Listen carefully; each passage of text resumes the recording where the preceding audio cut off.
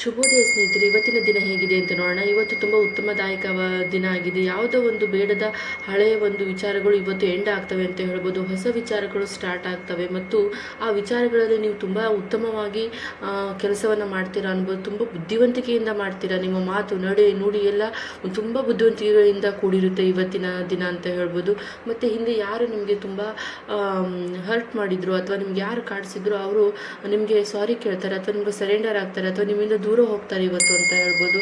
ಒಂದು new chapter ರೆಡಿಯಾಗಿರುವಂತಹ ದಿನ ಇವತ್ತು. ಅದನ್ನು ನೀವು ಮುಂದುವರ್ಸ್ಕೊಂಡು ಹೋಗ್ತೀರಾ ಅಂತ ಹೇಳ್ಬೋದು. ಹಳೆ ವಿಚಾರಗಳನ್ನು ಬಿಡ್ತೀರಾ, ನೆಗೆಟಿವಿಟಿ ಅನ್ನೋದನ್ನು ಕಡಿಮೆ ಮಾಡ್ಕೊಳ್ತೀರಾ ಮತ್ತು ಪಾಸಿಟಿವಿಟಿ ಕಡೆಗೆ ಜಾಸ್ತಿ ಹೋಗ್ತೀರಾ ಅಂತ ಹೇಳ್ಬೋದು.